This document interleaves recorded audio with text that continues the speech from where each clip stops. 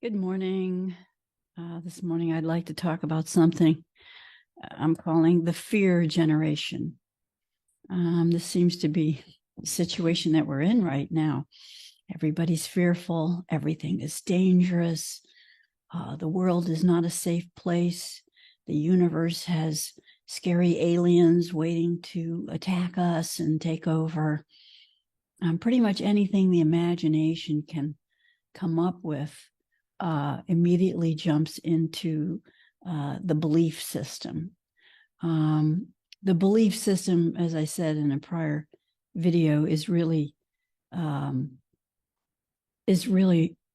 controlling everything. Fear is driving the bus, and fear is reinforced by your belief system. So the belief system is a strong catalyst for behavior. It's probably the only one. So with the fear generation, everything is scary. Everything must be monitored closely and controlled. Everything is dangerous. And so the way that this works in the human body is that the body is filled with a million little foot soldiers waiting for instructions. They're called cells. And each cell is like a little entity of its own. It doesn't behave independently, generally.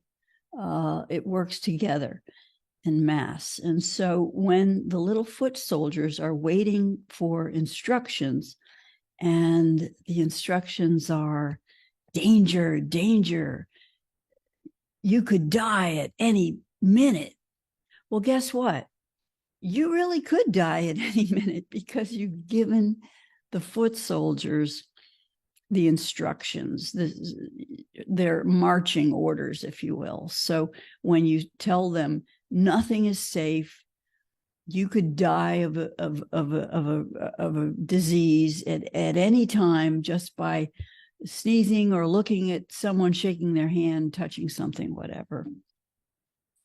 Then your foot soldiers, your cells inside your body, they have their instructions. You've given them their instructions, and they always follow those instructions based upon your belief system.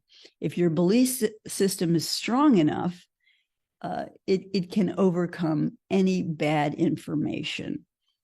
For instance, I'm sitting on a bus. It does have its limitations. I'm sitting on a bus, and my belief system is that germs are not real, and I will not be sick. I will not be sickened by others. This belief system is very strong in me. But if someone sneezes very, very close to my face and they come through a short distance or a barrier that I have imagined that I've put up, well, their belief system overpowers my belief system by coming in close, by maybe spraying me with some water vapor from their sneeze. So then my belief system actually begins to break down and question whether their belief system of being ill is stronger than mine. And generally, it is stronger because the population is reinforcing those ideas. And so really everything is the belief system. So if the belief system is, as I've said, scary and danger, danger, you could die at any minute. Your foot soldiers, your cells have their instructions, and they will begin to behave in this way. And so the question becomes, how can you break this belief system or alter this belief system in an environment where everyone is telling you that you can't, and that you shouldn't, and that it's not possible, and all of these things. So it's very, very difficult, but not impossible, and it can be done. And so the question is, what are the beginning steps in order to break free of this type of mental confinement that is imposed upon us. And this is actually a method that is generally used by people with independent thought. So if you're getting your information from the newspaper, who reads the newspaper anymore? You get your information from Google, or you're online, or you're in an environment where people are talking about things and you're listening to what the public is saying about things, or these types of things, and that's your only source, then of course you can't make a change because you don't have any information. Again, you don't know what you don't know what you don't know. So what you need to do is going to be outlined in an upcoming video. But basically what I wanted to highlight in this video is the state of affairs, which I think we're all very aware of, called the fear generation. And we're in the fear generation. Everything is fearful. It's not called the trust generation or the faith generation. And the difference between faith and hope is generally understood that hope is something that sits and waits. Oh, I hope something will happen. I hope. It's very passive. It's very powerless. It's a state where you wait for someone else to impose their power upon you. Some people call it magical thinking. I don't think that's a good term, because I do believe in thoughts that can appear to be magical. So I would say that the hope name is something that's used a lot in bad situations. I hope it gets better. I hope I get this new job. I hope. So then we flip over to faith. And faith, the difference between hope and faith is that faith knows that the end result is guaranteed. The positive end result is guaranteed. And so you don't question whether it will occur. You don't even question when. You just know that it will. And that's a sort of a law, a spiritual law or a practical law that is very real, just like any other, gravity and all of these laws of nature. So the law of faith knows that if you see the thing clearly and you desire it strongly enough in your heart, you believe deeply that it will occur. And as a result, it generally occurs. That's faith. So faith doesn't sit back and wait.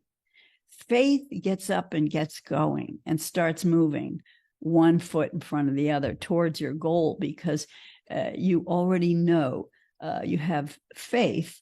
The leap of faith actually is what the term means, is that you may not see the evidence in front of you. You may not know that there's safe ground in your next step because you can't see it, but you have faith that when you step ahead, you will not fall into the abyss. This is faith. This is the leap of faith. This is what they talk about in religion as the leap of faith. So faith is really what the universe is asking you to do every second of every day. You make a choice.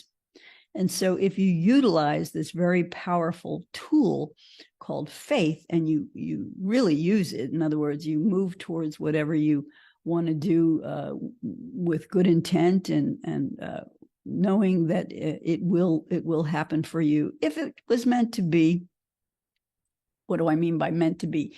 If it has the best good for the most people, if it doesn't harm people, if it's not a selfish end, these types of things. Selfish ends you can force to come about, but generally they don't last and they do a lot more damage than good. You might get a quick thrill out of it, some pleasures, but they're not long lasting.